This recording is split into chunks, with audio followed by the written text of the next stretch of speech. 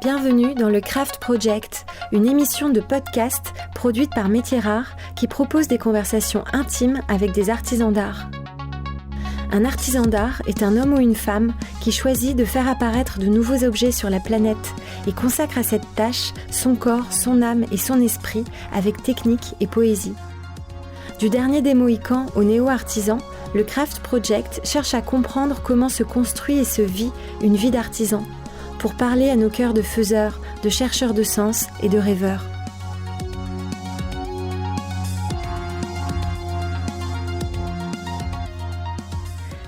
Je suis Raphaël Métiers Rares et aujourd'hui, j'interroge Anne Midaven.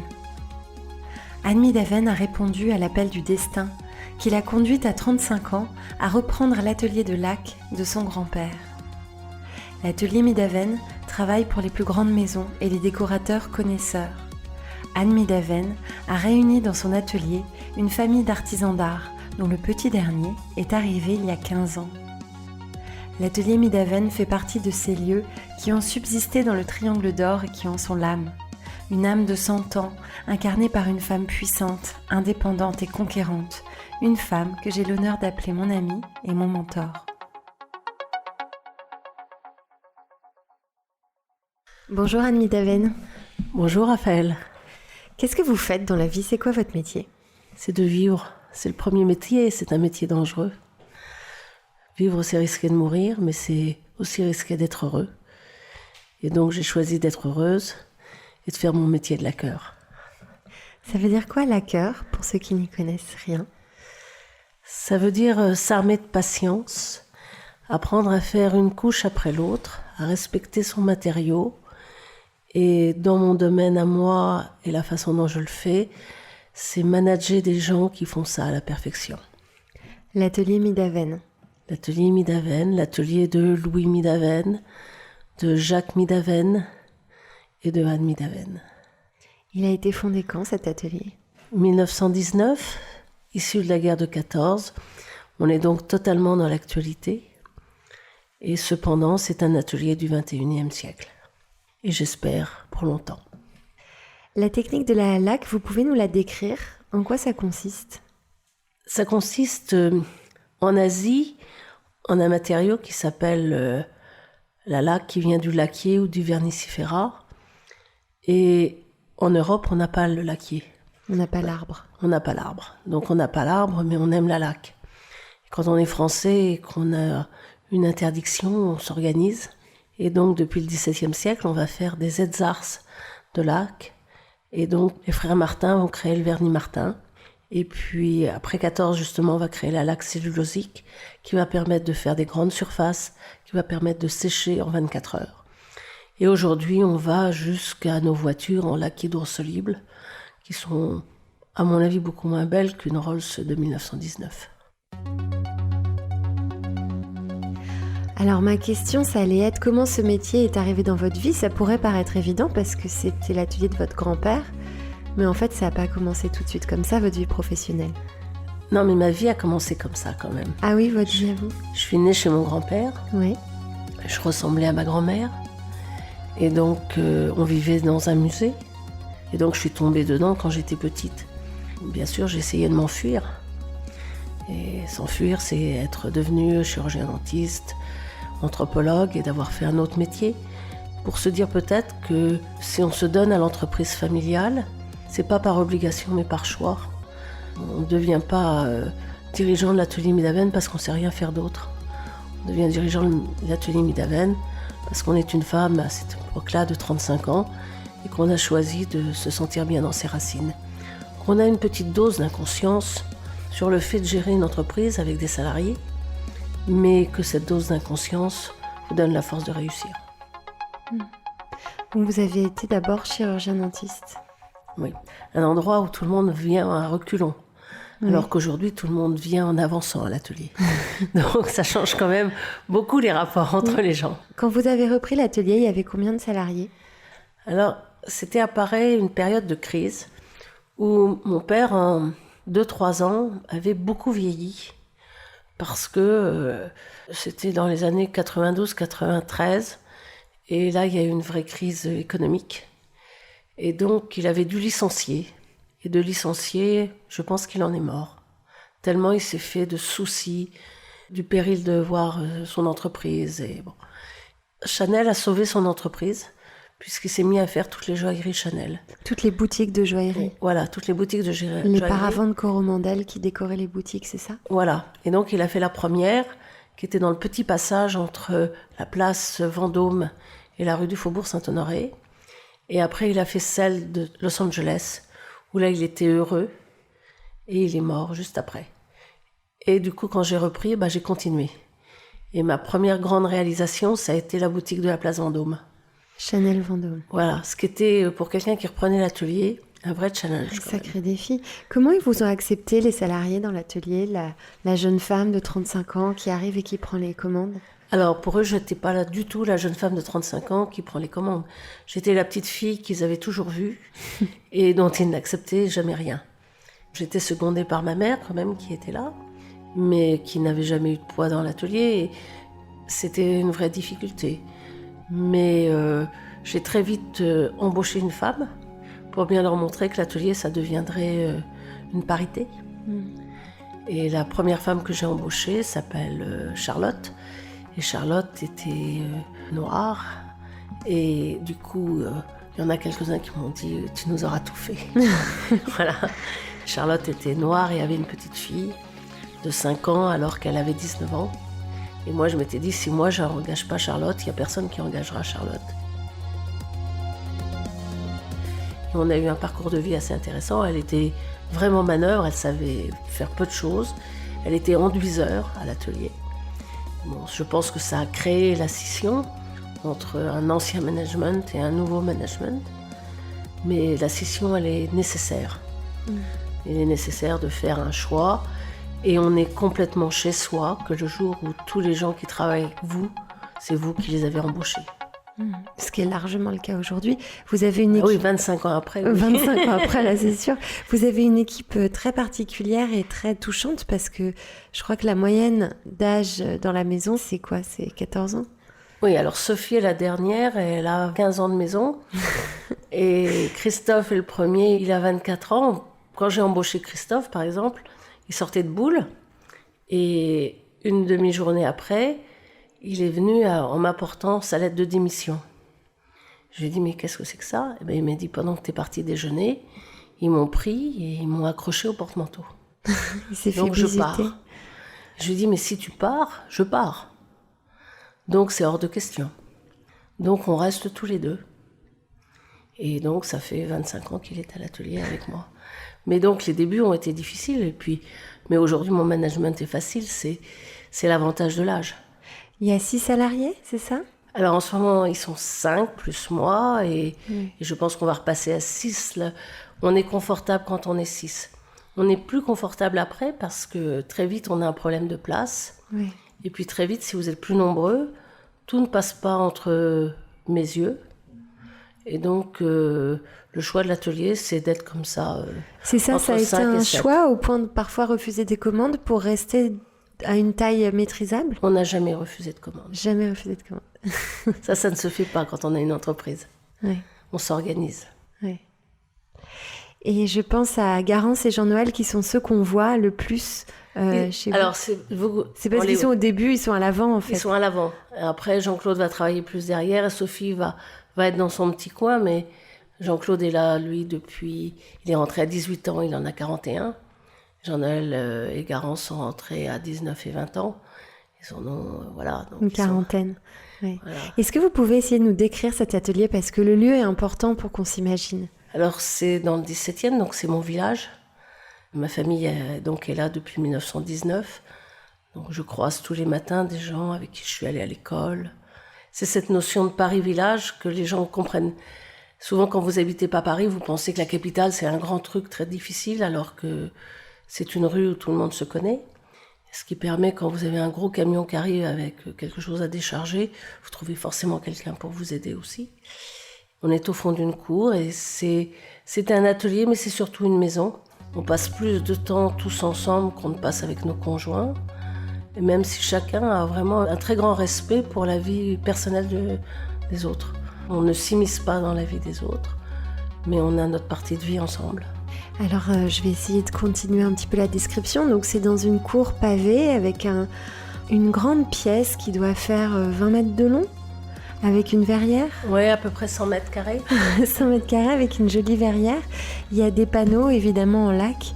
Des panneaux qui datent du XVIIe siècle pour certains, parce que vous avez des archives, en fait, dans cet atelier. Oui, on a tout ce que mon grand-père, mon père... Il y a eu des moments où ils ont fait la production, il y a eu des moments où ils ont été plus un peu antiquaires.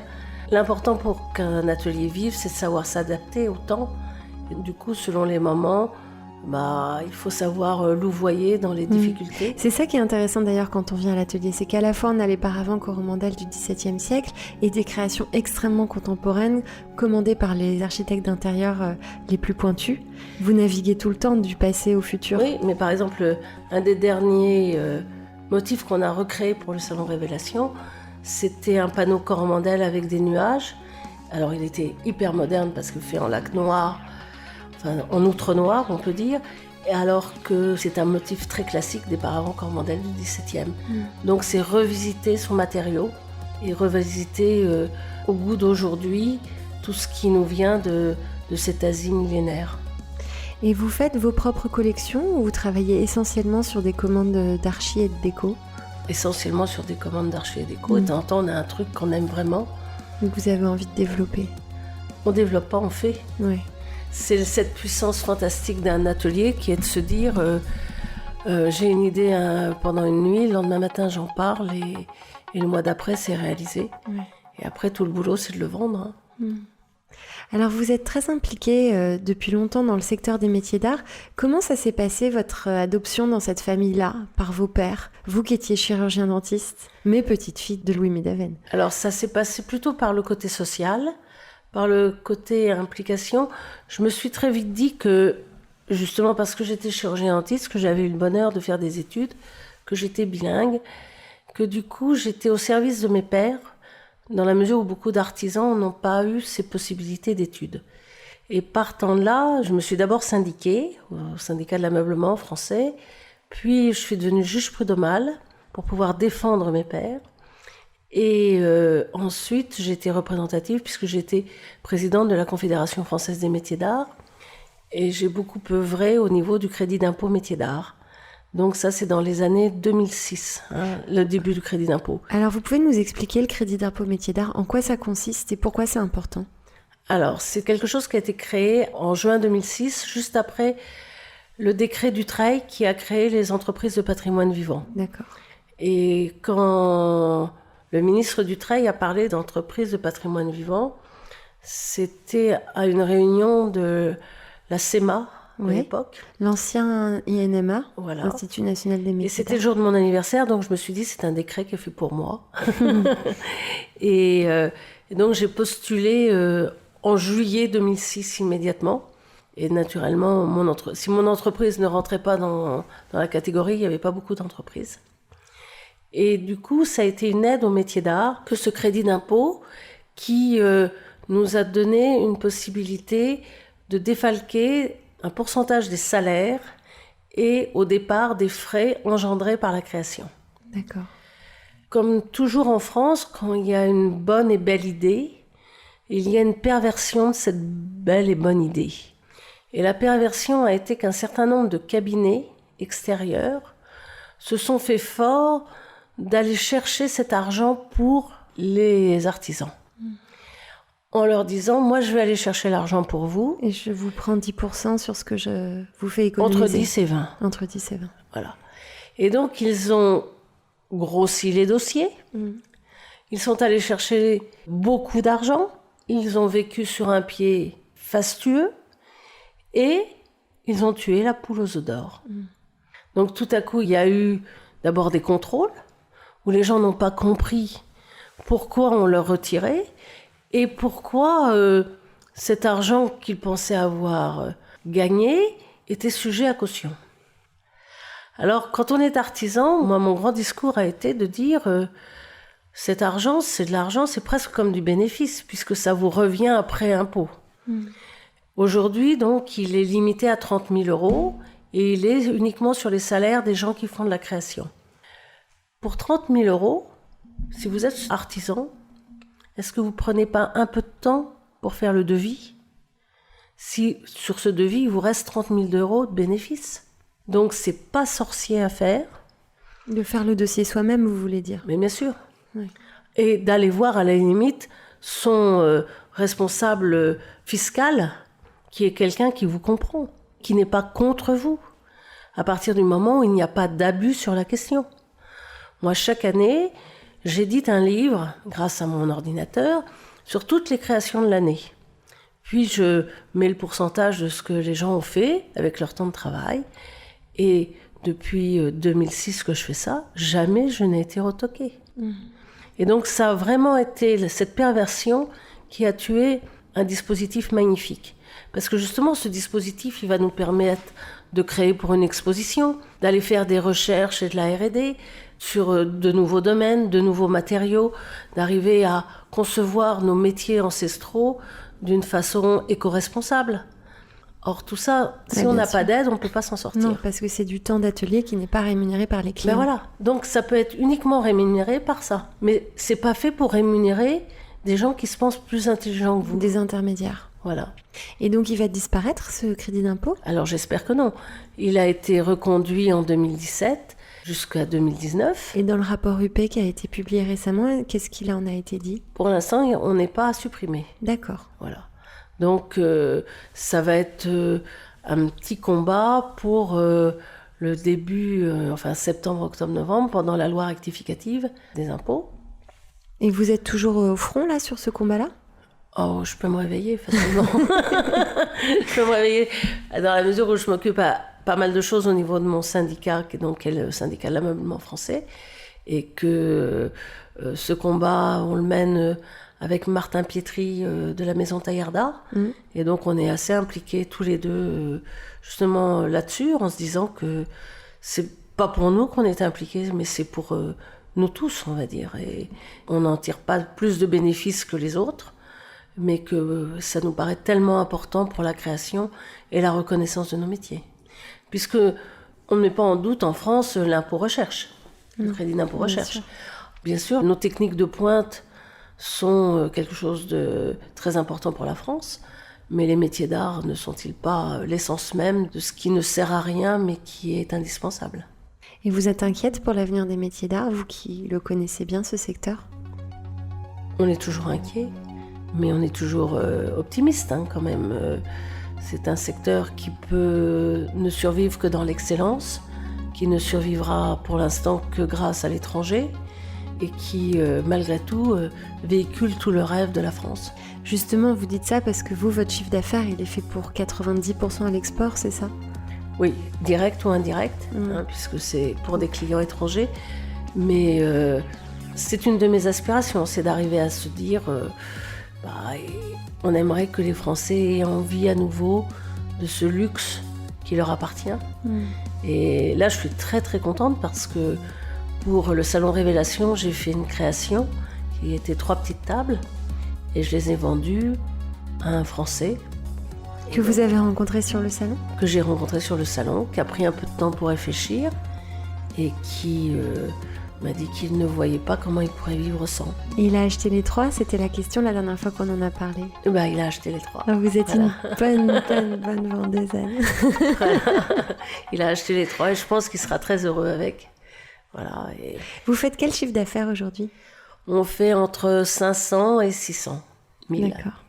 Donc c'est serré avec 6 salariés.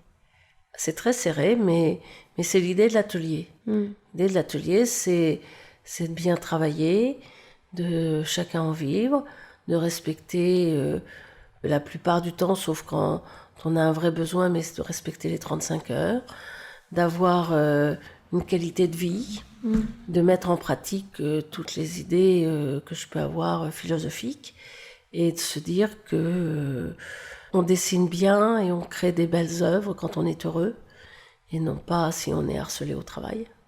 La recherche de la vie, c'est une plénitude. Et cette plénitude, on peut l'avoir au travail aussi. Même si je suis quelqu'un, je pense, qui met beaucoup de pression sur les gens, Mais je pense que c'est une pression positive. Alors peut-être que d'autres vous diront autre chose. Mais... On va aller faire un podcast à l'atelier. Voilà, exactement, pour savoir ce que chacun pense de ce management. Quand j'y allais voir. Mais voilà, c'est comme ça que moi je le ressens. Je pense que je suis plus dure en management vu de l'extérieur que vu de l'intérieur. Il y a quand même un rapport un peu filial avec vos équipes, non ? Ah mais on signe Atelier Midaven, ce qui veut tout dire. C'est-à-dire que c'est une entité au service d'un atelier. Et donc, on est des esprits, des mains, tout ça est en symbiose. Et si celui qui fait la préparation ne fait pas bien sa préparation, ça ne sert à rien de faire un joli dessin au-dessus. Et ça ne sert à rien que je le vende. Donc, c'est cette beauté de la notion d'atelier et d'atelier d'art. Nous ne sommes pas des artistes, nous sommes un atelier d'art.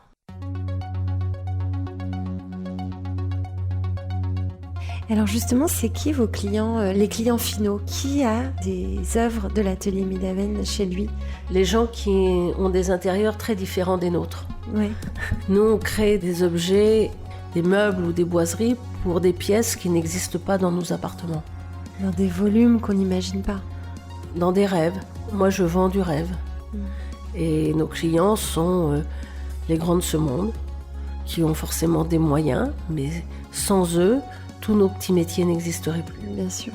On parle d'un roi, d'un grand patron, d'un... Voilà. L'autre jour, je discutais avec mes petites filles, elles me disaient, en regardant des plans d'une boiserie, elles me disaient « Mais c'est Versailles !» Et je disais « Mais oui, si on était au XVIIe siècle, je travaillerais pour le roi. » C'est sûr. Bon, j'espère. Est-ce que vous avez eu des anges gardiens qui vous ont guidé dans cette carrière ? Dieu y pourvoira, mais oui, c'est le plus grand ange gardien qu'on puisse avoir. Oui. C'est la foi, l'espérance et la charité. Je pense que c'est ça. Après, bien sûr, l'autre jour, quelqu'un m'a dit « Tu dois être fier de ton grand-père et de ton père ». Et j'ai répondu « Ils doivent être fiers aussi ». Donc, tout ça, c'est... On se fait soi-même et grâce à sa filiation, mais un jour, on est soi pour soi, quoi. Ma mère me disait souvent, à 20 ans, on a la beauté que Dieu vous donne, à 40, celle qu'on travaille, et à 60, celle qu'on mérite. J'en suis à 60. Alors justement, vous n'en êtes qu'à 60, mais c'est quoi l'avenir de l'atelier Midaven pour vous ? C'est un travail d'excellence. C'est un travail d'excellence. Voilà, après, il y aura un après. Pourquoi se soucier totalement de l'après ? La transmission, elle se fait aujourd'hui à travers les salariés. Et le fait d'avoir un atelier qui soit suffisamment attractif pour que vous ayez envie de faire un podcast là-dessus et qui du coup séduira quelqu'un qui aura envie de prendre ce sac à dos. C'est un sac à dos qu'on ne peut pas mettre sur les épaules de quelqu'un. C'est un sac à dos qui un jour rencontrera des épaules qui ont envie de lui. Et c'est comme ça, c'est comme l'amour, ça n'est que de la séduction et d'une rencontre. Et donc, on peut susciter les rencontres justement en parlant, en montrant son atelier, en montrant à quel point on peut être heureux en y travaillant. Mais l'avenir, il est forcément parce que l'atelier choisira quelqu'un. Qu'est-ce que je peux faire pour vous, Anne Midaven, avec ma baguette magique de Fée des métiers d'art ? Vous faites déjà beaucoup. D'abord, une vraie amitié. Le fait qu'on rencontre ensemble, et on a déjà fait des belles rencontres avec des grandes marques. Et c'est une vie où chacun enrichit l'autre. Et c'est une vie de confiance entre métiers rares et métiers d'art. Métier rare d'art ou métier d'art rare. Toute la question est là. Vous êtes comblée en fait. Oui. Merci. Mais c'est bien de le reconnaître. Oui, c'est sûr. Merci Anne Midaven. Merci beaucoup Raphaël.